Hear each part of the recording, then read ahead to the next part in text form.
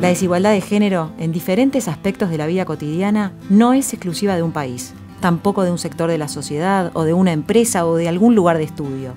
En las últimas décadas se viene progresando hacia una igualdad entre mujeres y hombres y hacia un empoderamiento económico de las mujeres que les ha permitido alcanzar mejores ingresos, mejores empleos, posibilidad de ascender en una carrera profesional a la par que los varones. Pero este recorrido no ha sido fácil para muchas y todavía queda mucho por hacer. Techos de cristal para romper y pisos pegajosos que no dejan avanzar. Las poderosas de hoy hacen su camino como empresarias y como emprendedoras, tendiendo manos y abriendo puertas a otras mujeres.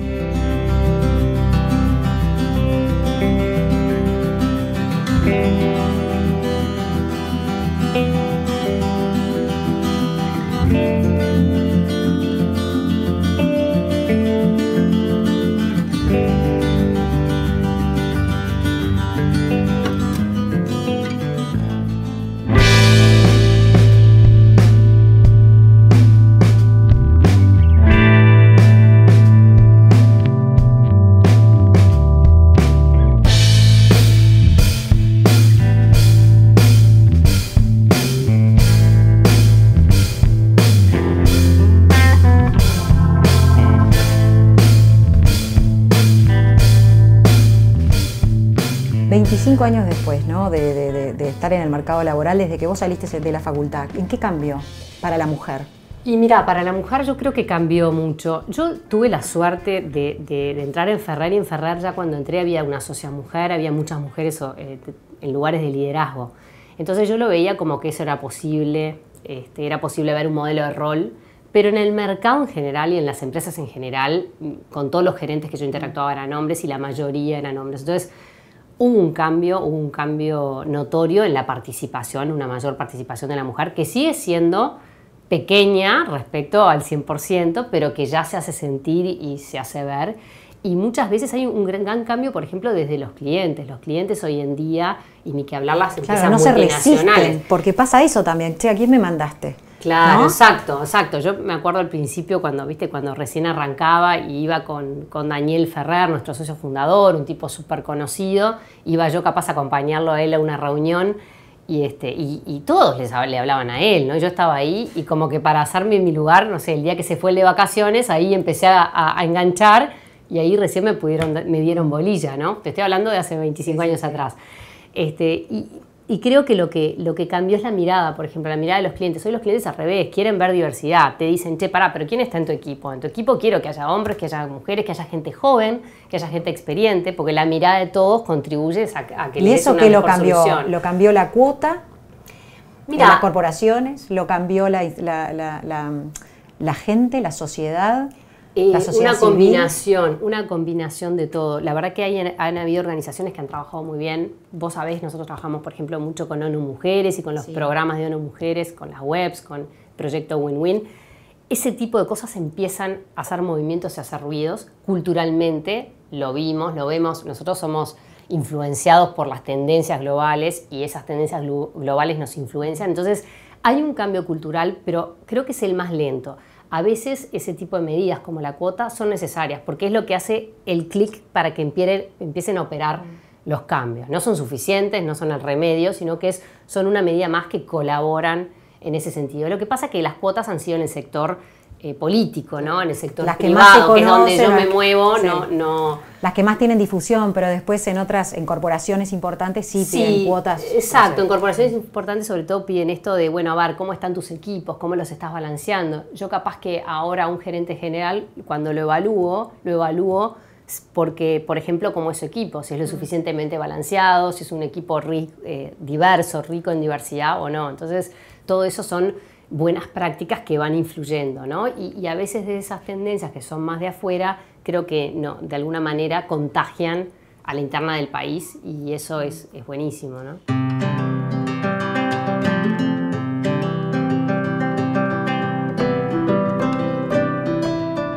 Y hoy las mujeres en Uruguay, ¿ves que hay más mujeres agarrando lugares de decisión, de poder, de liderazgo?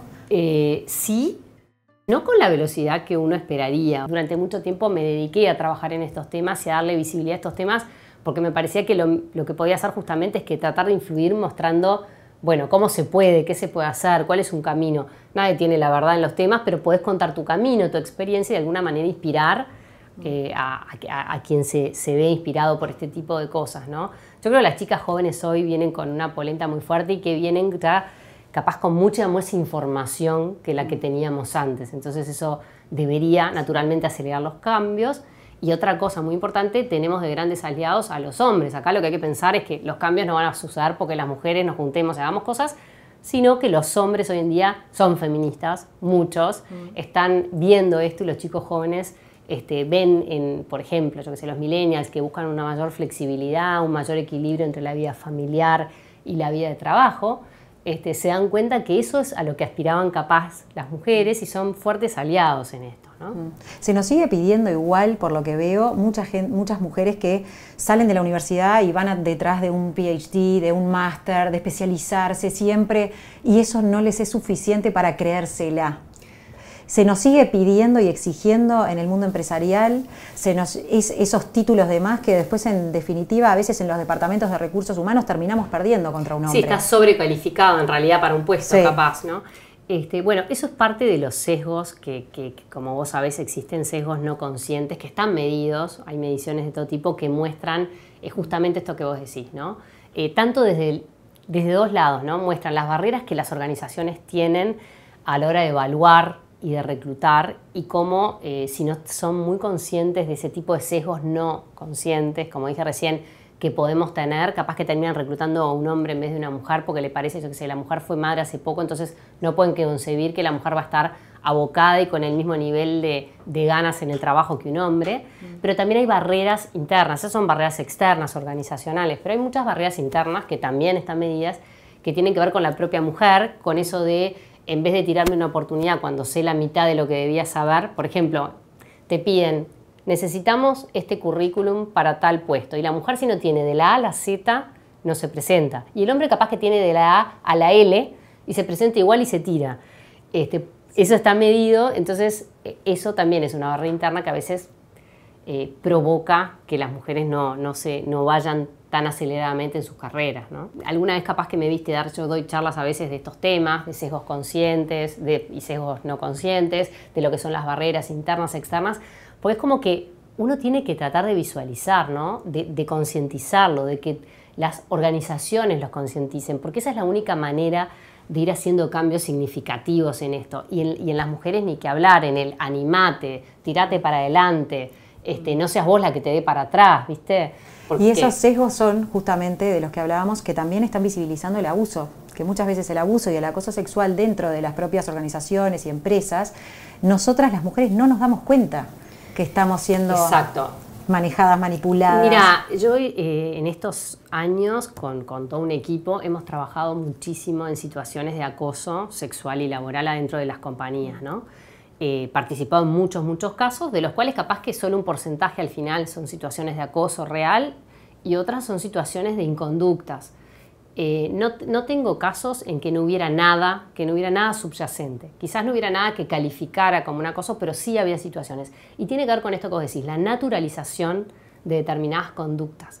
En el ámbito laboral, y nosotras como mujeres muchas veces se dan naturalizadas determinadas conductas, como por ejemplo que te hagan comentarios machistas y que no digas nada, que hagan chistes subidos de tono y te los tengas que bancar porque, ay no, si digo algo capaz que la próxima vez no me invitan, que venga uno y sea el masajeador oficial y te venga por atrás y te haga un masajito mientras estás escribiendo, el famoso toqueteiro en las oficinas que viste que se pasa.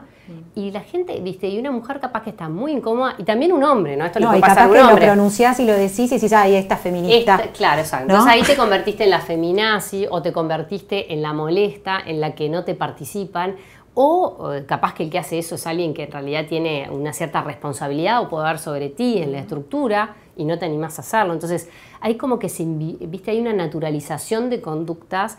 Y por supuesto que si vamos a casos más graves hay situaciones que son de acoso sexual o de acoso moral graves que pueden ocurrir. Pero sin irnos a los tomates, como en un ambiente de trabajo es muy importante que las compañías hagan el foco, el énfasis en cuidar esto, ¿no? En cuidar, porque capaz que después esta mujer te renuncia y se va. Y era un súper talento, y vos la habías reclutado y te había costado, y estaba muy capacitada, y la habías capaz que invertido 2 años de capacitaciones internas, se te fue, y no sabes por qué se fue. Y cuando rascás, te das cuenta que fue porque era muy difícil trabajar en ese ambiente que vos habías permitido, ¿no?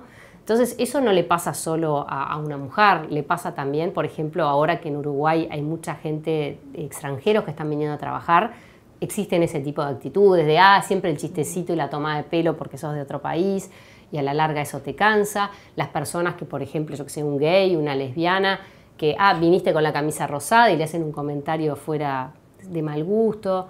Entonces, la realidad es que eso pasa muchísimo en los ámbitos laborales y hay que cuidarlo. Y bueno, no solo en los ámbitos laborales, como estamos viendo en estos días, hay denuncias muy Hoy se están graves. rompiendo los silencios y los silencios están tocando toda la estructura porque Absoluto, porque obviamente está en que está en todas digamos. partes.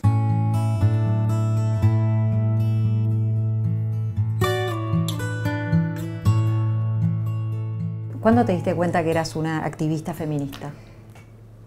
Me llevó un tiempo, me llevó un tiempo, porque, como te decía, yo al principio no tenía una percepción de este tema tan clara, porque bueno, me había ido bien en la universidad, después, bueno, oportunidades laborales y fui creciendo, particularmente entré, como te decía, en una organización que eso no era un gran problema. Donde no te exigían... Claro, no me miraban por si, ¿viste? por si era nena o varón, digamos, sí. O sea, como que en realidad me valoraban por cómo rendía, por cómo venía, por la actitud que tenía. Sí lo veía más, lo empecé a mirar más con los clientes, lo vi en situaciones de otras personas, alrededor mío, en otras empresas, y empecé ahí, viste, como a decir, pero acá, viste, empezar a decir, pero ¿qué está pasando? Y ahí empecé a estudiar, ¿no? Porque, bueno, es mi forma de ser, o sea, me gusta prepararme los temas, y empecé a ver, y empecé a leer, y empecé a ver papers, que hay muchísimos publicados, y a ver ¿Quién fue tu referente? Mira, me encanta. En realidad, todo esto empezó también cuando arranca OMEU en Uruguay, hace ya... La Organización de Mujeres Empresarias del Uruguay, perdón, que estuve ahí como desde el arranque, y que dije, pero acá hay algo que sí, es verdad, es interesante, y empecé a ver cómo muchas mujeres, aparte, el estar juntas, el poder intercambiar ideas, el poder contar oportunidades, dolores, frustraciones, ayudaba a que generaran una conciencia. Entonces, desde ahí me empecé a enganchar. Como sabes, estuve muchos años después presidiendo MEU, que por suerte hasta el día de hoy sigue muy activo y con muchas actividades. Y bueno, es una red importantísima, MEU. Es una red súper importante que trabajamos en su momento con el BID, en todo lo que eran las mentorías de las emprendedoras. Entonces, a partir de eso, yo creo que, bueno, un poco también ver muchas cosas que escribían en el BID, de la ONU, muchos de algunas universidades americanas que tienen mucho publicado sobre esto, y me fui dando cuenta que los hechos eran muy demostrativos. Entonces, durante mucho tiempo me dediqué a decir, esto está muy difícil de convencer a la gente en general, y yo sobre todo en el sector privado porque es donde me muevo, ¿no?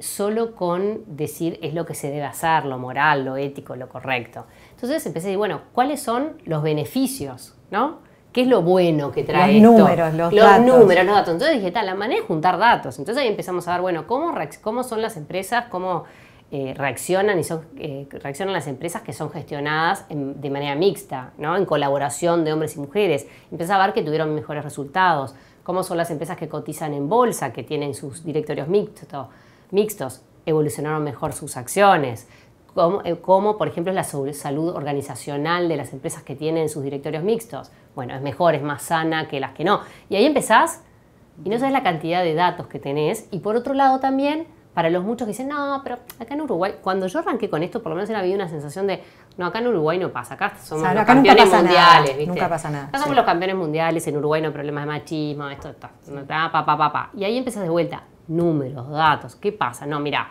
la brecha salarial es de tanto, la brecha en el sector político es del 90%, ¿no? Y ahí empezás, bueno, y mirá, y la gerenta, solo el 4% llegan a gerencias generales en las empresas grandes. Entonces, cuando ves números, datos por un lado que te muestran una realidad para que veas la foto y digas, pucha, acá capaz que sí, me estoy dando cuenta que había un problema, y por otro lado, los beneficios es como que todo eso va ayudando a la ecuación, ¿no? Exactamente, pero también hay otra cosa que hay que decirla, que en América Latina el feminismo está muy asociado a una ideología de izquierda. ¿Eso le resta o le suma? Bueno, al movimiento, ¿no? A los objetivos. Mira, a mí en su momento, porque vos me decías y no te terminé de contestar, cuando yo dije soy feminista, me costó al principio. Me costó porque decía, si yo soy feminista, ¿cómo va a ser la mirada del otro? ¿Por qué? Porque hay una asociación directa de feministas, se imaginan, como que yo ahora me sacara acá, tuviera en sutién, me pintara y me inmolara enfrente a una iglesia, ¿no? Ese tipo de cosas y la pintara. Que claramente no lo voy a hacer y no me parece que sea la manera correcta. Yo entiendo que el movimiento feminista ha tenido que luchar por muchas cosas. Entonces, entiendo que hubo momentos y que hay momentos en los que la adrenalina sube y la agresividad puede subir. Para mí no es el péndulo, para mí no es el camino, no es el camino que hoy tenemos que seguir.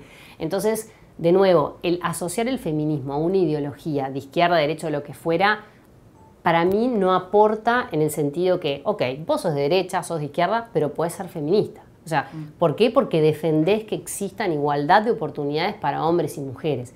Entonces, si no sos excluyente, porque si solo podés ser feminista si sos de izquierda, o solo podrías ser feminista si sos de derecha, bueno, excluís a la otra mitad, o excluís a toda una cantidad de gente que está pensando lo mismo que vos. Y siempre yo creo que hay que juntar, sumar fuerzas. Obviamente vamos a tener diferentes puntos de vista, diferente manera de expresarnos, pero yo creo que esto no lo digo solo respecto al feminismo, en la vida en general, como te decía al principio, hay que ser frontal, hay que decir lo que uno piensa, hay que mantenerse ético, hay que mantener los valores, pero hay que saber negociar, llegar, ser diplomático de alguna manera, porque si no, en general, no conseguís los objetivos. Por lo menos yo considero que no conseguís los objetivos y la manera violenta de conseguir los objetivos no es la que por lo menos yo recorrería en ningún caso.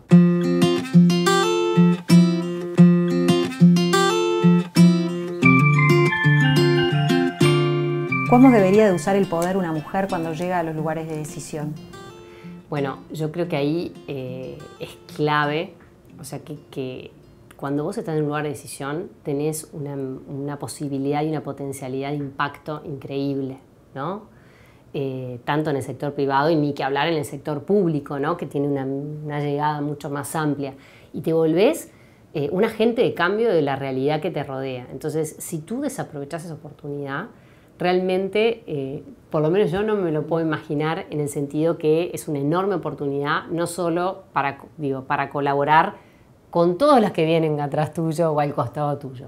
Ahí yo creo que tenés que accionar. O sea, no es, ay, no, me olvidé que, no. Tenés que accionar y tenés que ser firme y tenés que ser incómoda. Como te decía, ser diplomático pero ser incómodo, pedir las cosas.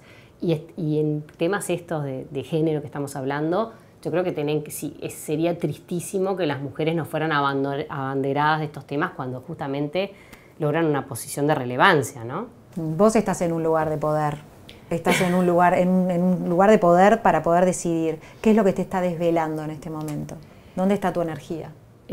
Bueno, en este momento te diría que lo que más me desvela tiene que ver con temas de educación, que ahí es donde quizás sentimos la caída más grande que ha sufrido Uruguay y la educación es, bueno, las oportunidades que le estamos dando, el futuro que le estamos dando a nuestro país, a cada uno de sus individuos, pero también al país en su conjunto, porque gente más educada, con más conocimiento, con más experiencia, gente que va a producir desarrollo, gente que va a producir innovación, gente que va a lograr impactar en el ingreso per cápita, que va a lograr impactar en el PBI del país. Entonces, la diferencia que hay entre las posibilidades que están teniendo la gente de contexto crítico, como hablábamos, respecto a la gente que está en otro sector de la sociedad, me hiere profundamente y entonces me desvela. Entonces, desde la educación aparte abordas todo, ¿no? Porque estos temas de género, como decías vos, María, hace un rato, desde chiquitito lo tenés que educar. Verónica, la sociedad civil actúa y tiene injerencia. De hecho, tú sos estás en la directiva de alguien que está haciendo algo por eso. ¿Y al Estado qué le pedís? Mirá, en la educación. Al Estado le pido mucho en el sentido que tiene, como decíamos, el enorme poder de cambio, sin duda, está en el Estado. Y creo que hay una mirada de que el tipo de educación como la tenemos hoy, y tanto desde el punto de vista de la gestión y organización, como desde el punto de vista de los contenidos y la manera, digamos, la parte más curricular, ninguna de las dos cosas están funcionando. Y hay, Edu21 ha escrito un libro blanco que es súper interesante, hay un montón de organizaciones que han mostrado un camino a seguir y entiendo que las autoridades lo tienen presente, pero no resigno nunca es el poder de la sociedad civil, porque creo que al Estado le tenemos que exigir, a quienes votamos le tenemos que pasar raya y decirle, a ver, me prometiste esto, ¿qué es lo que vas a hacer?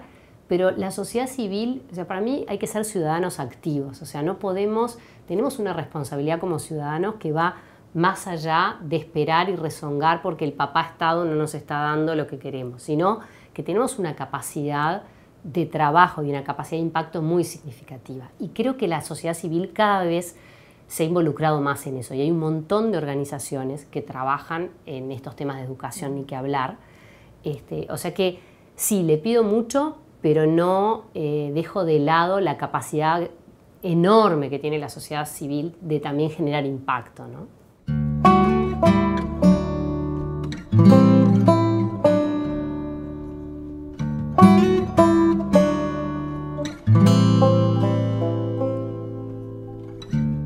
¿Qué te dicen? ¿Qué lindo verte o qué rico verte? Qué rico, qué rico. Últimamente me pasa que alguien me ve y me dice, ay, me diste hambre. Lo cual yo lo tomo como un gran halago. Es muy lindo generar hambre y ganas de comer algo rico en la gente. Es brutal. Bueno, venís de aparte lo tenés como en la sangre, ¿no? Porque tenés la empresa familiar detrás, la historia de los Carrera. Sí, la cocina siempre estuvo en mi ADN y eso hace que, si bien cuando yo era más chica, un poquito más chica. Cuando era más chica, la carrera de gastronomía igual no era tan popular como es ahora. Yo me preparé en la Escuela Superior de Hotelería, que ahora está cerrada, no hace tiempo. Mi profesora, sí, mi gran profesor fue Américo Tullier, un genio francés, pero digamos que no era tan común que haya gente que quiera estudiar gastronomía, era como algo más de oficio, ¿no? Algo más que se heredaba en casa, se aprendía. Pero de tus hermanas. Nunca fue extraño que yo dijera que quería ser cocinera. Y porque son tres hermanas, ¿las tres heredaron la pasión por la cocina? A nivel doméstico, sí. Somos una familia que cocina mucho, que siempre la conversación va en función de nos juntamos a qué vamos a comer, qué vamos a tomar. Todo pasa por ahí, siempre. Pero es una familia muy científica. Tengo una hermana que estudió medicina, la otra que también estudió medicina, mis padres los dos son odontólogos. Yo estudié quinto biológico, sexto medicina, quería hacer química de los alimentos. La carrera no existía en Uruguay todavía. Bueno, estudié comunicación. Siempre me gustó nutrirme de distintos lados para forjar mi personalidad. Igual la cocina para vos iba a ser un camino. Sí, desde que tengo recuerdo quiero ser cocinera, sí. Sí, a los 9 años fuiste emprendedora. De hecho, tu madre ahí te da la receta de la torta de piedra. Exacto. Y vos salís con folletitos abajo de las puertas. Yo salgo con los folletitos y ahí es el primer emprendimiento que tuvimos, que se llamaba Delicias Caseras. ¿Con tu hermana? Con mis dos hermanas. Ya eras emprendedora. Yo recibía los teléfonos, las especialidades eran mías, pero cada una de mis hermanas tenía igual como su especialidad. Caro hacía la cheesecake, Rose hacía una torta de manzanas y ahí teníamos el emprendimiento. Vos te definís como emprendedora, no te definís como empresaria. ¿Por qué haces esa diferenciación? Creo que el ser empresario es como una consecuencia de, pero yo siempre voy a ser emprendedora. Emprendedora me siento desde lo laboral hasta en la vida misma. Cuando vos decidís tener un hijo, estás emprendiendo, ¿no? Es un proyecto que te planteás y me encanta armarlo, organizarlo, proyectarlo. Entonces, el ser empresario, y siempre cuando yo hago mentorías con chicos, siempre les digo, uno se tiene que volver empresario para poder hacer del emprendimiento una forma de vida. Y es súper importante. El empresario es el que le tiene que poner mucho más, tiene que entender que los Excel hay que abrirlos, que los números hay que hacerlos, que los costos hay que costear. ¿Cómo aprendiste vos todo eso? Me forjé como empresaria al lado de mi madre, que hasta el día de hoy me ayuda un montón. Tu madre estaba en la parte administrativa de las carreras, de la empresa. Sí, de la empresa familiar de mis abuelos, era odontóloga, pero bueno, también esa cosa familiar de ir dando tareas. Venimos de una familia en que nunca fue extraño laburar un domingo, laburar un sábado, laburar de noche, de día. Es como que el laburo siempre fue visto como una bendición, pero también como una normalidad. Nunca viví en casa eso de, pobre Jimmy, hasta las 3 de la mañana estuve laburando en un evento. Yo fui moza, hice salones del vino porque me recibí de sommelier en la Facultad de Química y hice mucho salón del vino, que son trabajos de noche, la primera generación.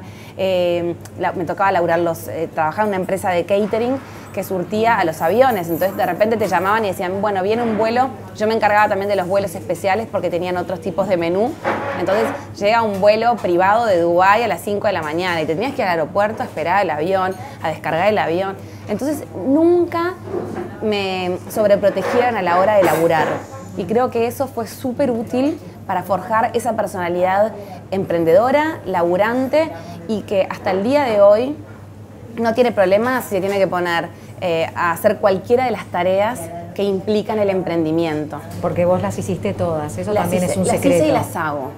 Entonces creo que ahí también como que se divide en el querer ser empresario por ser empresario o el ser empresario porque es una consecuencia de encargarte de tu emprendimiento y finalmente hacer que sea un emprendimiento rentable y sostenido a lo largo del tiempo.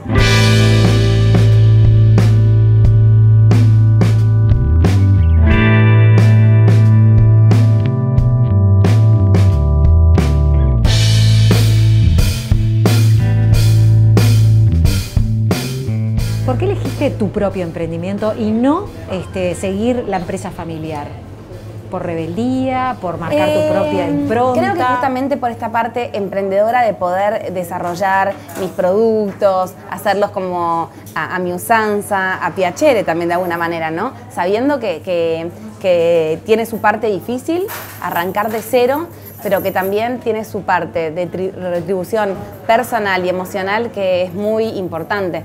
Yo hoy tener productos que ya sean reconocidos, que la gente venga a mi tienda y me diga, bueno, quiero la torta piedra, esta, la otra, es algo súper lindo. Mi obsesión, porque de alguna manera puede ser una obsesión buena, siempre fue como en hacer la mejor versión de mí misma. Que creo que tiene mucho que ver también con este programa, ¿no? Sí. Mujeres que de alguna manera no queremos seguir como una línea única, sino yo siempre fui de mirar para adelante y no mirar mucho para los costados. Y siempre me pasa cuando me preguntan tipo por la competencia o cuando yo abrí esta tienda hace 9 años, no era común que en las tiendas haya macarrons, que no mirar tanto para los costados o si se abre una tienda parecida a la mía, en vez de verlo como competencia, verlo como algo positivo, verlo como que hay consumo, verlo como que el producto se va a sostener y no es solamente una moda. Entonces, siempre pienso en eso, pienso en, bueno, ¿cómo puedo pulir o cómo puedo seguir mejorando a Jime Torres? Entonces ahí es que le fui agregando, bueno, la carrera de sommelier, la parte más de química de los alimentos, que la estudio un montón, la parte de publicidad. Te fuiste también a especializarte a Europa y también en Estados Unidos en la parte de patisserie. Sí, sí. O sea, y de todo esto que tiene que ver con me gusta el vino o el vino es parte de la gastronomía, estudio sommelier. Me gusta la chocolatería, quiero desarrollarme, me voy a estudiar con el mejor. Todo eso tiene que ver también con la sobreexigencia de una mujer para marcar la cancha en su territorio. Eso creo de que nos piden capaz que yo siempre me lo tomé como una sobreexigencia, tanto de la mujer como del hombre. Nunca, realmente, debo decir que nunca la sentí diferenciado, pero sí entiendo que para seguir, para mejorar y para mantenerte donde estás, hace falta todos los días de tu vida laburar, todos los días de tu vida cerrar los ojos y sentir que algo positivo por vos hiciste en el día de hoy. Leíste un artículo, leíste un libro, fuiste a tener una conversación de 20 minutos con alguien, charlaste con un mentor, mentoreaste.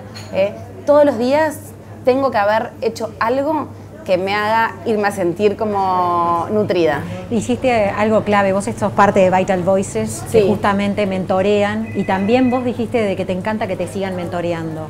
¿Cuál es esa riqueza que hay entre, es como una especie también de networking, ¿no? De ida y vuelta. Sí, es un networking que es re importante. Bueno, mira, mis mentores así más importantes son mi mamá y Laura Raffo. Y son dos personas que me nutren a mí en distintas áreas, pero que desde chiquita, porque Lau fue parte mía cuando yo no sabía sacar costos y me sentaba a las 8 de la noche con ella mientras los mechis estaban ahí aprendiendo a comer y sacábamos los costos. ¿Cómo la conociste, de mis barras de cereales Raffo? En Endeavor. y que es una red también de emprendedores.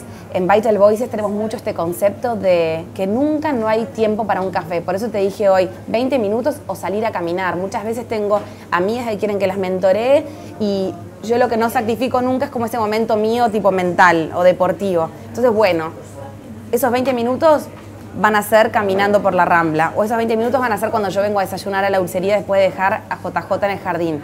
Entonces, esa cadena no la rompo por nada del mundo, no creo en el no hay tiempo, siempre hay tiempo, solamente hay que ser buen organizador y ser ejecutivo. Y en la relación de mentoreo lo más lindo es que no se nutre solo el mentoreado, también el mentor, que muchas veces se piensa, bueno, el mentor da, pero lo que recibe de la sangre joven, del nuevo, del que no tiene vicios que hacen que tu cabeza siempre vaya para el mismo lado, para el otro, es imponente. Entonces, sí, creo mucho en eso de mantenernos activos permanentemente.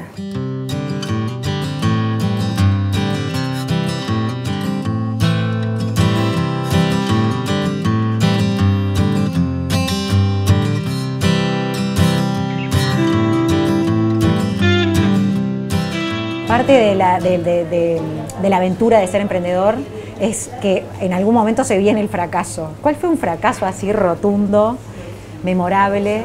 Bueno, un fracaso rotundo es también el disparador que hace que yo hoy mentoree. Cuando yo volví a España a los 22, 23 y estudié chocolatería. Me fui a estudiar a una ciudad llamada Chocovic, que es una ciudad que tiene una escuela de chocolatería alucinante, que es a 1 hora en tren de San Joan d'Espí, donde vive mi familia. Entonces, bueno, podía estudiar porque tenía alojamiento ahí, entonces me hacía el viaje en tren. Y cuando vuelvo, quiero poner mi sueño con tener una chocolatería, que solamente haga bombones, como ves, en Bélgica, en Barcelona. Entonces, desarrollo mis bombones, hago mis cajas de bombones, las imprimo, las diseño, todas. Y un día le digo a mami, vamos a, como acción de marketing, que ahora es mucho más común, pero en su momento no se hacía, vamos a repartir bombones a gente conocida, a gente que me pueda dar una mano. Y ahí mami en el auto, yo repartía con cartas escritas a mano. Y le mandamos, hicimos una acción de marketing con 20 unidades, 20 productos, que se lo entregamos a personas reconocidas. Personas que hoy en día son grandes colegas míos, pero que en su momento yo era la nena de los chocolates. Bueno, nadie me llamó, ni para agradecerme, ni para recomendarme. Eran otras épocas, eran épocas también en que alguien que haga algo parecido a ti Era competencia. era competencia y se buscaba más hacer así y no hacer así. Y yo de eso aprendí mucho. Y por eso cada vez que alguien me regala algo, cada vez que me traen algo para probar, charlo, converso, lo pruebo. Es como que esa Jime, que en ese momento se puso triste o lloró. ¿Esa generación cambió? Esa generación tuvo que cambiar. Tuvo que cambiar porque... ¿Te encontraste con alguna de aquella generación muchos hoy en que día te diga, son colegas, algunos saben que era yo, otros no lo saben y me encanta tener como ese secreto de saber que estuvimos en otro momento conectados. Creo que tuvo que cambiar y que el mundo hoy sí cambió, que es un mundo mucho más generoso. Empresas grandes se tienen que aliar o buscan alianzas con emprendedores pequeños. Entonces yo todos los días me acuerdo de esa Jime que se frustró, pero esa Jime que siguió adelante igual. Y también está eso, ¿no? También el fracaso en ver que de bombones solo en Uruguay no se podía vivir. Entonces ahí también nace la dulcería. La unidad de negocios de chocolatería se mantiene y es mi métier, es lo que más me fascina hacer. De hecho es lo que hasta el día de hoy sigo haciendo yo en la empresa. Pero todo lo demás me permite mantenerlo a nivel empresarial. Y ahí está de nuevo, ¿no? El emprendedor y el empresario que tienen que conectar, que no existe, ¿viste? Cuando el emprendedor... Ay, no, es que los números. No, no, tenés que encargarte de los números o tenés que ver el mercado.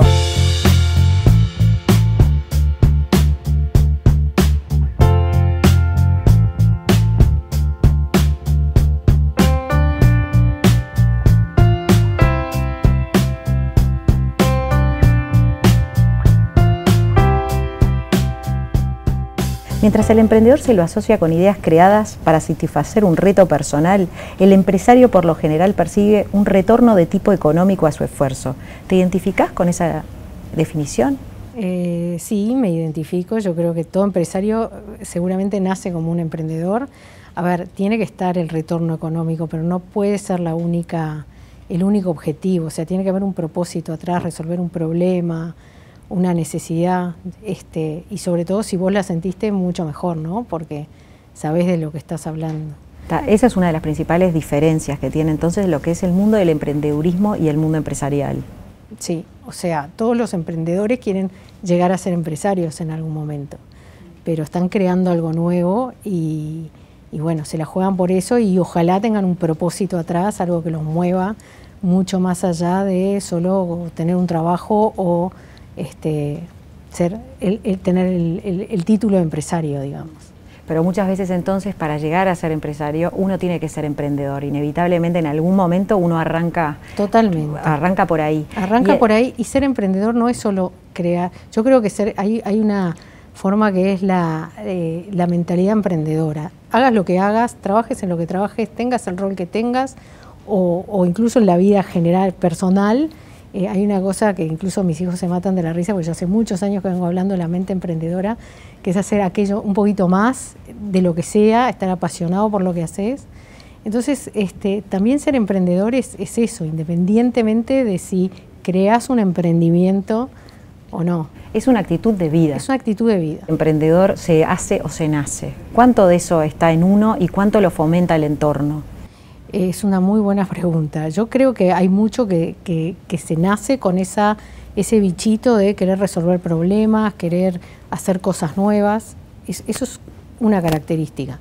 Pero también se hace, porque hay mucha herramienta, hay mucha metodología.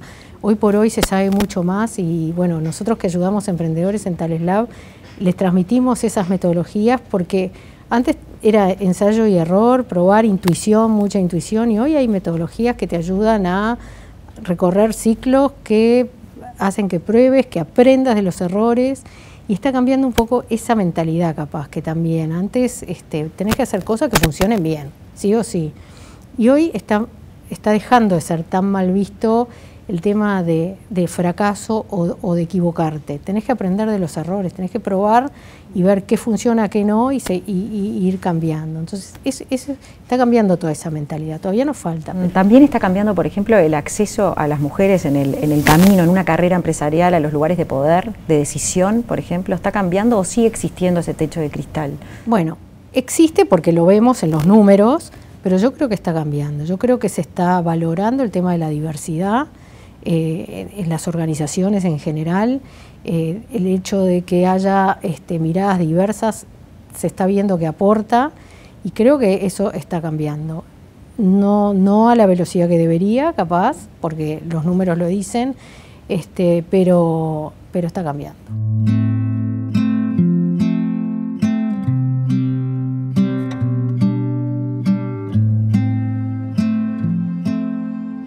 Silvia, ¿vos sos una emprendedora? Yo sí, yo soy emprendedora fui emprendedora antes de tener el título oficial de emprendedora. Porque vos vivías en el mundo empresarial, en realidad estabas haciendo una carrera que luego hubo algo que hizo clic en ti, sí. Y que dijiste, yo no quiero, siempre pasa, siempre hay como un clic, ¿no? En las personas que quieren buscar algo o que se sienten insatisfechas. ¿Es otra característica del emprendedurismo? Sí, es una característica de la mentalidad emprendedora, el estar siempre queriendo cambiar y buscando oportunidades, porque te gusta como crear cosas, y te digo, no necesariamente empresas o en general. Y sí, en mi caso, yo soy ingeniera electrónica. Trabajé muchos años en telecomunicaciones, me dedicaba a la regulación de telecomunicaciones como consultora internacional, me iba muy bien. Viajaba mucho y veía que la tecnología estaba cambiando el mundo, ¿no? Y cuando fue por el año 2000, viste la burbuja de internet, yo lo miraba de costado y nunca me animé a hacer nada, seguía en mi mundo. Yo sentía esa incomodidad como diciendo, se me está pasando por al lado cosas interesantes y no estoy haciendo nada. Y por ahí tuve como, no sé, una inquietud vocacional, te diría, y por ahí yo leo mucho y leía, bueno, uno tiene que seguir su pasión y tiene que seguir su pasión. Y mucha gente sabe cuál es su pasión y otros que nos gustan muchas cosas no sabemos cuál es nuestra pasión. Y por ahí leí un artículo que me marcó, que decía, para encontrar cuál es tu pasión, fíjate qué lees los fines de semana o en tus vacaciones, cuáles son los temas que te interesan. Yo nunca leía nada de regulación de telecomunicaciones, leía cosas de emprendedorismo, de innovación, tecnología, siempre me fascinó la tecnología. Y entonces, bueno, dije, es por ahí. Pero me iba bien, entonces sentía eso que es el dilema del innovador que sienten las organizaciones cuando les va bien, entonces no sienten la necesidad de innovar y un momento viene que viene una disrupción y les pasa por encima. Bueno, yo lo sentía en forma personal. Entonces, y siempre trabajé para afuera del Uruguay. Trabajé para una startup americana cuando no se hablaba de startups y eso se terminaba, entonces increíblemente no conocía mucho la industria tecnológica uruguaya. Entonces siempre me encontraba con Pablo Brenner, que es un vecino y amigo, era un vecino en aquel momento, y ¿en qué estás? ¿Y en qué estás? Entonces quería hacer un cambio, fui a hablar con él y le digo, mira, tengo estas 3 opciones de trabajo distinto porque quiero cambiar, pero no estoy muy segura. Y ahí él me dice, mira, ni A, ni B, ni C de las opciones que yo tenía. Yo tengo una idea de hacer un emprendimiento, pero no tenemos quien se ocupe y es con los cracks de la tecnología de Uruguay. Entonces, como que era mi oportunidad de buscar un cambio, pero le dije que no. Porque dije, ¿le dijiste que no? Le dije no, ni loca. Le dijiste que no, era todo de los popes, ¿no? Nicolás Jodal, bueno, dije, que después... No, quedo pegada con esto, no la levanto nunca más. ¿Te sentiste? ¿Ves? Esa es otra cosa, que es muy de la mujer, que decimos que no. Nosotras somos las que nos ponemos Totalmente. A veces el no. No, yo no sé nada de esto, le dije.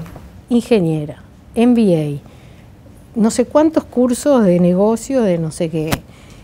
Y le dije que no. Y después dije, bueno, pero si no me tiro al agua ahora. Y él me insistió, me dice, probá 6 meses. Y si no, alguno de nosotros te va a conseguir otro trabajo. Y yo dije, bueno, pero si no pruebo ahora, entonces eso también es algo del emprendedor, ¿no? ¿Por qué no?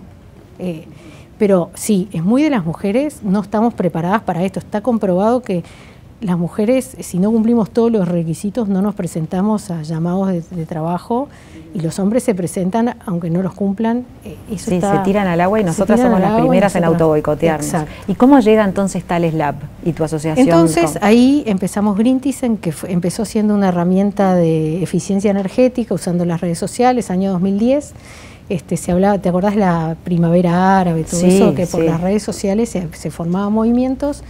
La idea esta era hacer un movimiento de eficiencia energética a través de las redes sociales y con crowdsourcing, o sea, con ideas de la gente. Bueno, eso, tanta idea de la gente se transformó en una red social ecológica. Y en algún sentido nos fue muy bien, que conseguimos inversión en el exterior, ganamos premios, incubadoras, aceleradoras, esto y lo otro, pero no logramos hacerlo sustentable económicamente. Entonces, fracaso, o sea, yo me sentía con la autoestima por allá abajo porque, bueno, no daba, no había manera, decíamos... Era la prueba tangible de tu autoboicotero que decía, no servís para esto. Exacto, seguro soy yo el problema, seguro que soy yo, no sirvo para esto, esa era la frase... Y me acuerdo que en un momento digo, no, si encuentran a alguien que realmente sirva para esto, pónganlo, porque yo no sirvo. Y alguien me mira y me dice, ¿vos crees en los Reyes Magos? Entonces, en ese momento viene Nicolás Jodal y me dice, mirá, a mí vienen muchos emprendedores a ofrecerme ideas para que invierta, para que mentoree, para que opine. Con todo lo que aprendimos en Greenteasen, ¿por qué no armamos algo para apoyarlos en forma institucional? Y ahí nace Thales Lab. O sea que de algo que para mí no había salido tan bien, pero en realidad tuvimos un montón de aprendizajes, creamos esto. Los fracasos cuando se capitalizan son súper fermentales.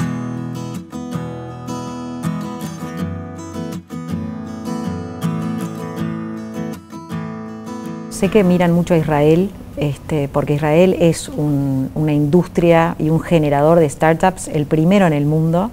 Hace unos años vino Uri Levin, que es el creador de Waze, a Uruguay, y tuve la oportunidad de entrevistarlo. Y en ese momento le pregunté a Uri qué era lo que hacía que Israel fuese tan pionero en startups. Y él me decía, bueno, nosotros no estamos durmiendo la siesta, estamos en un estado de alerta permanente y en eso hay mucho interés social en generar tecnología de punta.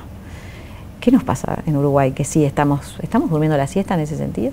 No, no estamos durmiendo la siesta, pero hay cosas que son similares a Israel y que tenemos mucho para aprender.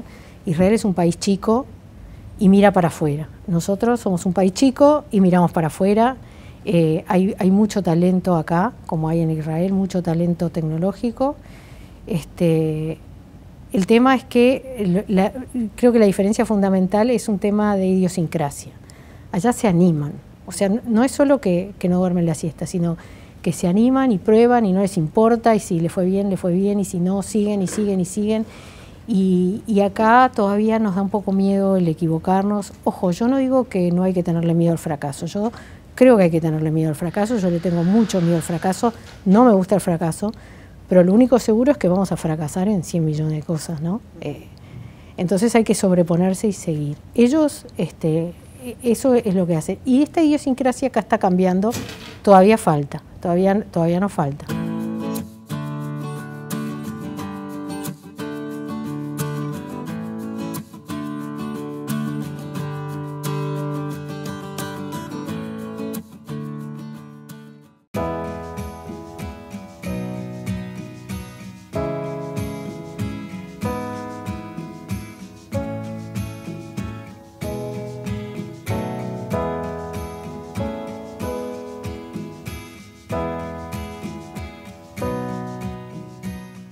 ¿Hay sororidad entre las empresarias? Yo creo que sí, yo creo que hay mucha. Como siempre, hay como ese preconcepto antiguo en una época, Sí, de que las mujeres nos llevábamos horrible. Una vez así, hace muchos años. Que hace 10 años no podían trabajar juntas, pero ¿cómo no? Era como toda una locura. No, pero yo creo que hubo si querés, un estereotipo que existió, por lo menos en las grandes corporaciones, que era que la mujer que había llegado, le había costado tanto llegar, había luchado tanto para llegar, que después era una bruja.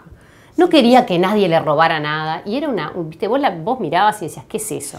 Era la real bruja. Sí. Y quedó ese estereotipo. Pero y en general era una mujer que no tenía familia, que no tenía tiempo para tener hijos. Había dejado la vida entera, no tenía hobbies, solo se dedicaba al trabajo. ¿Vos tuviste que sacrificar algo?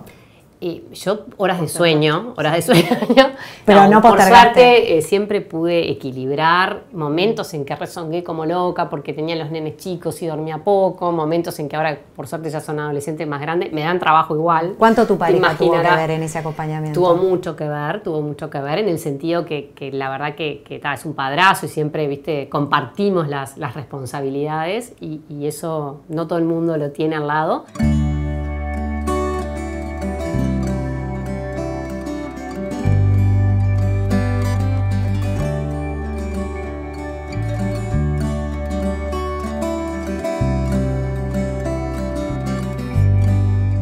¿Sigue siendo un mundo de hombres el chef? ¿O ves que está cambiando en Uruguay ese concepto? No, es un mundo que es súper femenino, pero lamentablemente siempre la figura como principal era como el chef malhumorado, enojón, y atrás el resto, ¿no? Entonces creo que eso cambió porque ya hoy en día a ese chef malhumorado, calentón y que te hable mal, lo mandás a freír espárragos literal, ya no te lo fumás. Y sé que muchos colegas en los 80s, en los 90s, se tuvieron que fumar eso. Hoy, gracias a Dios, ya no hay lugar para ese personaje que sí, que generalmente ¿Se denuncia era eso en la hombre. cocina? ¿Se denuncia ahora? Se denuncia, sí. Sí, ya no existe ese personaje. Que muchas veces, en los 80 y en los 90 se lo tenían que fumar porque no había leyes, porque no había apoyo y porque en el fondo querías recibir la plata para irte a tu casa y alimentar a tu familia. Hoy ya no existe.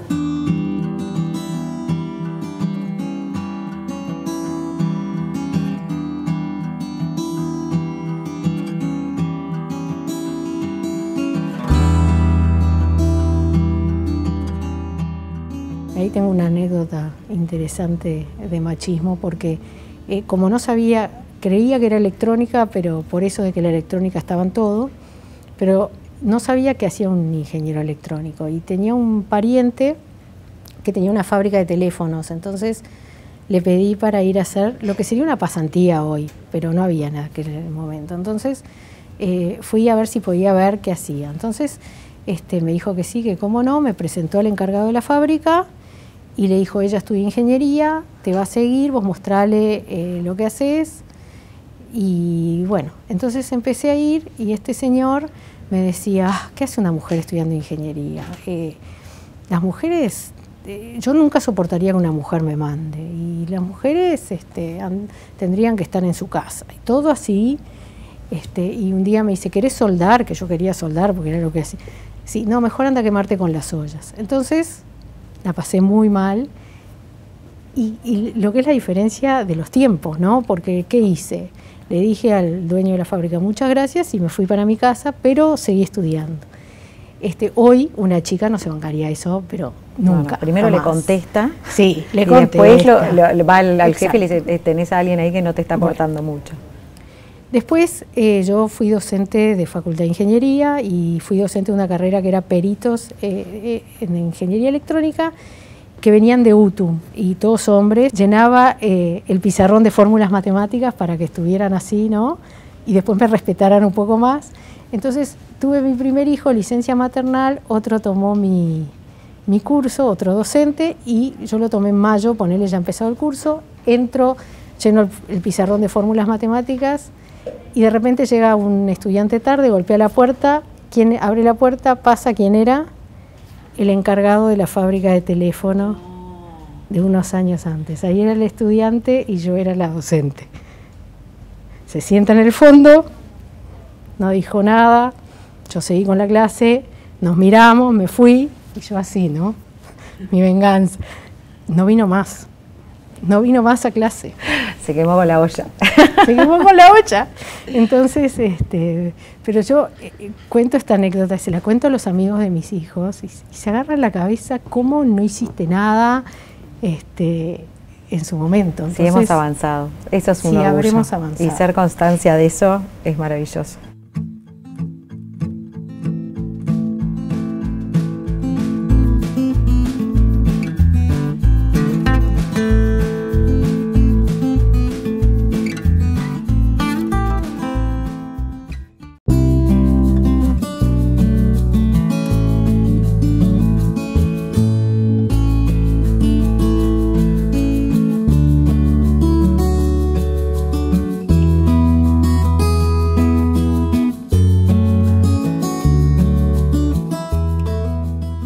¿Cuál es tu poder en lo personal? Yo creo que tengo como una capacidad de convencer y motivar a la gente importante.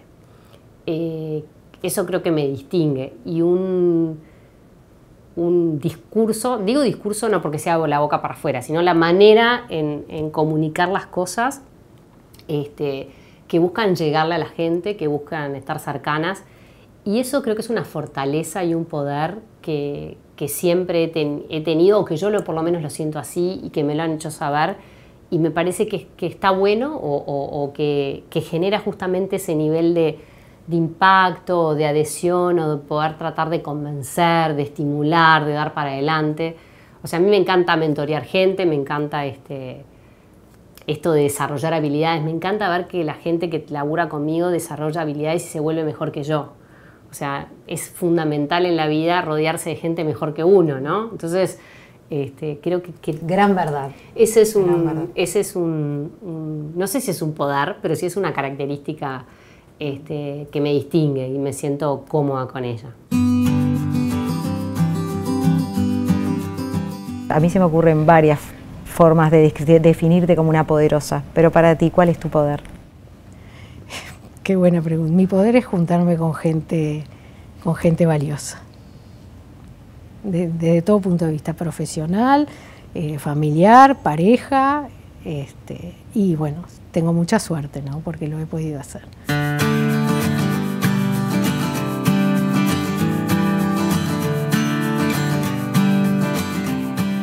Jimé, ¿cuál es tu poder? ¿Cuál es el poder de Jimena Torres? Enamorar con la cocina. Hacerte probar algo que generalmente dirías, no me gusta, yo te lo voy a hacer gustar. ¿Todo? Sí.